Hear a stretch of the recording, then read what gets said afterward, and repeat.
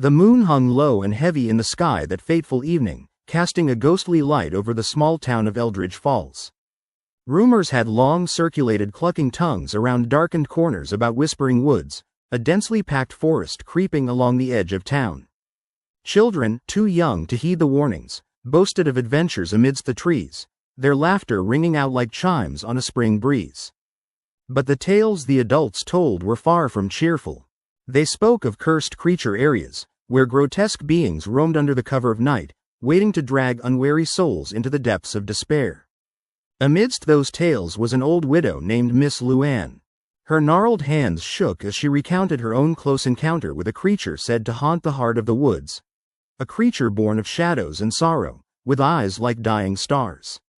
She warned the town's youth to steer clear of the forest at dusk, just as she had admonished her own son, Henry, who had gone missing years before.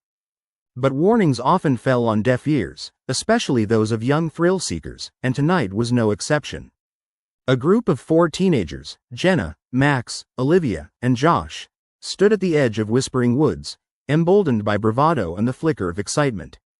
They had heard the stories but brushed them off, attributing the widow's tales to old age and whimsy. Armed with flashlights and an old map they found buried in a pile of junk in Max's garage, they stepped beyond the safety of the familiar and into the treacherous embrace of the woods. The air chilled as they ventured deeper, branches snapping beneath their feet like brittle bones. Shadows danced under the moonlight, and every rustle in the underbrush sent shivers down their spines, but the thrill of adventure kept them moving forward. They followed the faded ink marks on the map until they reached the clearing marked as the Haunting Grove, the very center of the cursed area. This place, the whispers warned, was where the creature prowled. "Who's in? Let's make a pact," Jenna suggested, her voice barely above a whisper, her bravado wavering. "If we make it through tonight, we'll come back tomorrow with cameras. We'll be legends." Max grinned, tossing a piece of twine into the circle they formed, sealing their pact. "It's just a bunch of old stories, right? Ghost stories to scare the kids." But as they sat beneath the skeletal branches, the oppressive silence wrapped around them like a thick fog. Time slipped away, and the moon climbed higher into the sky, bathing them in its cold light. Josh, ever the jokester, broke the silence. "What if we brought a radio next time? You know, to have some tunes." As he spoke those words, a sudden chill swept through the clearing. An unearthly moan echoed through the woods, making the leaves shiver as if warning them to flee. "Did you hear that?" Olivia's voice quivered, her bravado evaporating into the night air. "Just the wind," Max muttered. But doubt wormed its way into his mind, and he felt the hairs on the back of his neck stand on end. "Let's head back." As they rose, shadows pulled away from the trees, stretching towards them like the fingers of some unseen beast. The atmosphere crackled with an unnatural energy, and a sense of dread settled like lead in their stomachs. Suddenly, a piercing scream shattered the silence, a sound so primal it echoed in their bones. With hearts pounding, they turned to run. Panic-stricken, they raced through the woods, searching for the exit that felt like it was teasing them. The path shifted and twisted like a labyrinth. The trees seemed to close in, their twisted branches reaching out like claws, eager to snatch at them. The moans intensified, morphing into a chorus of tortured cries resonating in the air. As Olivia stumbled and fell, Jenna spun around to grab her hand, but in that split second, something moved in the shadows, something big and dark, eyes glinting like the void. Before they could scream again, a flickering shadow lunged at them, and Josh was swept away, lost to the night.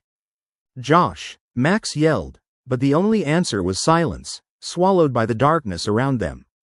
Fighting against terror, they pressed on, desperately retracing their steps, but the woods had shifted, mocking them, treasuring their fear. Each twist and turn led them deeper until the shadows began to close in, whispering secrets of their doom. Curiously, the air filled with a familiar haunting melody, drawing them in, though they knew they shouldn't follow.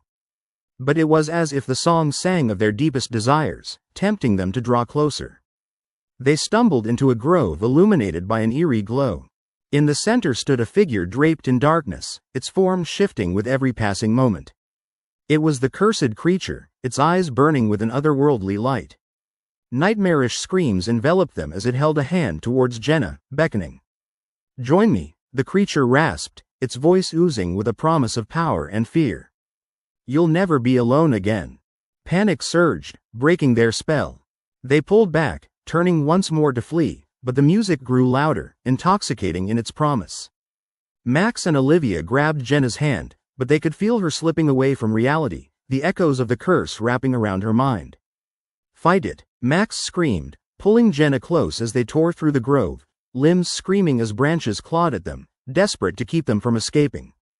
The boundary between their world and the creatures was thin like spider silk, and every step toward the forest's edge felt like a battle against the weight of the dark. Finally, they broke free, barreling out of the forest, panting in the moonlight as the whispers faded into the night. They stumbled away, casting one last glance behind them. The woods stood silent and still, but they sensed something lingering, watching, waiting. Eldridge Falls learned to whisper again about those cursed creature areas, and Miss Luann continued to warn others, her warnings echoing louder among the townspeople. But deep down, the teens knew that their experience was a hard lesson. Like a terrible dream they couldn't wake from, they had danced with shadows. And if they dared to return, they might find a world from which they could never escape, a darkness that would claim them, just as it had claimed so many before.